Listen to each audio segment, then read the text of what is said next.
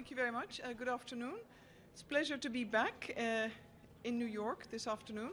We've had a very constructive briefing with the Security Council. As you know, we've had an announcement yesterday. We could confirm that a first movement of Priority 1 chemicals took place from within country to the port of Latakia for onward destruction outside of the country. And this movement is very important as it is a first important step in an expected process of continued movement for the onward destruction out of country. We also discussed with Council members, of course, the preparations that took place inside the country to enable this to take place. We talked about the security challenges. We talked about a forward outlook, and the Council expressed, of course, a wish for a collective expectation that progress is now sustained, that momentum is visible, and that the end of June 2014 deadline for the complete elimination of the chemical weapons program of the Syrian Arab Republic will indeed be attained. And as always, the Council was very appreciative for the work of all Joint Mission staff members for their dedication, their hard work, and their presence inside the country. I'll take a few questions. Please identify yourselves when you're asking questions. Yes, Evelyn Leopold. Is there any hint while you were there that the same courtesy would be shown to Valerie Amos so that some humanitarian aid could get in? Take a few questions or answer it now? Yeah, we can take a cluster of questions if you want. Matthew? Sure. Thanks a lot, Ms. Kaag. I saw, among the reasons given for not reaching the deadline were, weather, procurement, and security. Can you, among those three, kind of what's the balance? What place does security play in it? And also on your trust fund, if you can you give either some update, or is there going to be some routine place where you'll post who's given what to your mission? Yeah. Let me, before I forget actually the question and the answer, let me just briefly respond. I believe Valerie Amos is awaited in Damascus, and I'm sure she will have a productive visit. When it comes indeed to an assessment of the complexity that plays in hand, I think we have to remember three things, and this is never rhetorical in this particular case. It is an unprecedented effort. It is novel, under very sad circumstances, and that always needs to be remembered. A very challenging in-country situation. Security is a big factor in all that takes place. Security is a big consideration for the Syrian Arab Republic. It is under its authority and accountability that this operation needs to be conducted. It wants to take due care that all elements are in place. However, security when it comes to access to sites, getting caught in crossfire, direct fire, indirect fire, is a concern, of course, for the Joint Mission. Myself as head of mission, it is also a concern for the authorities that are responsible for the safety of Joint Mission personnel. When it comes to logistics, we've had supplies arrive from different places, different member states.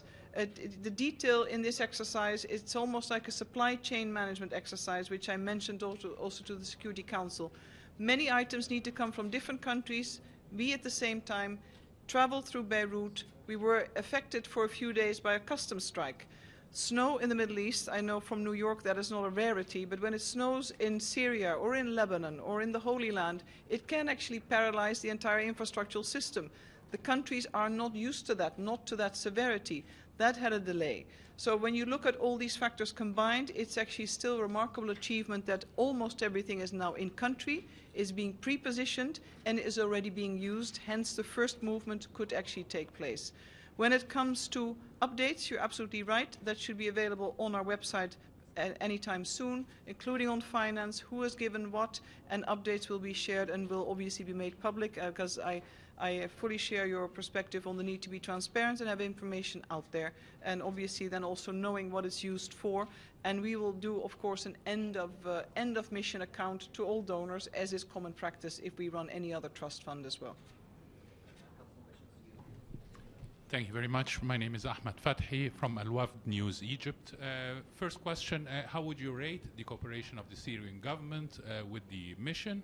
And second, what's the final destination of the onward ships, where the location where the chemicals are going to be destroyed? Thank you. Okay. Well, I'm not in the rating business. We always state that it's constructive cooperation, and indicators are frequent meetings, cooperation, preparation for site visits, access to staff, so it is constructive at all measures, but I don't rate it. It is constructive, as we say.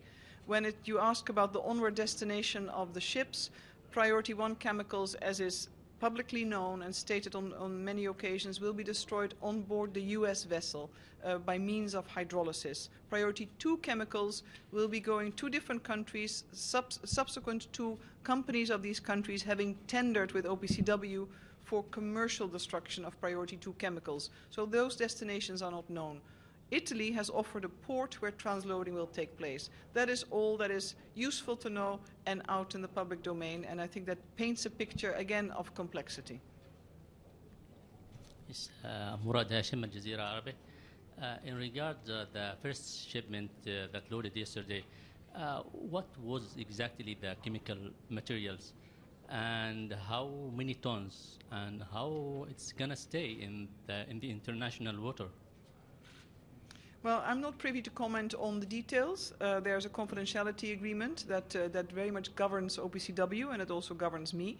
And what is more important, I think, to know is that Priority 1 chemicals are taken out. They will stay on the ship. They are safe and secure. They're properly guarded, and all efforts have been made to keep them in that way. So I think from a public perspective, awareness, any anxiety, I think everything has been done to make sure that this is properly handled. Hi, Michelle Nichols from Reuters. As I understand it, the Danish ship is now moored out to sea and will sort of shuttle back and forth to Latakia until it has a full load to then transfer to the US ship. How long do you think this will take before it has enough to transfer to the US ship? You're asking me to basically to give you a very public information as to what is a very tightly held and I think rightly so operation.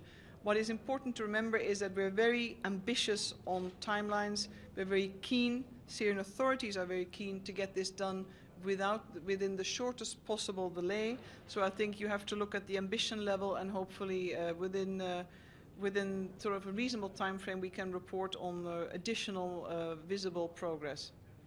I think we have time for just a couple final questions. Kristen and then Sanwan. Hi, Kristen Salumi from Hi. Al Jazeera English. Michelle asked my main question, but I just want to make sure I also heard you correctly that you said that we are on schedule for the June deadline. Is that correct? Do you still think that the June deadline can be met? I didn't say we're on schedule, but I think what we talked about is a collective expectation by the Security Council, of course, full support of the joint mission, that looking at the end of June deadline, that there's no reason to assume that delays should occur, all things being equal. We also have to remember Syria as a country at war, security situation can shift from day to day. But everything is ready, investment is made, and the authorities have shown that first movements have started to happen. Two questions. Sang-Wan Yoon from Bloomberg News. What options are there for the countries taking on the priority B chemicals after they've gone through hydrolysis? And second of all, what's your expectation for the next shipment of priority A chemicals leaving Latakia, considering the security situation in Syria? I think prospects are good, and expectations for countries taking on, it's a commercial tendering process. So basically it's the companies that have to win a bid that is tendered through OPCW, and that will be opened within the next few weeks, and then that part of commercial destruction can also take place. Thank you very much. Thank you for your interest and time, as always.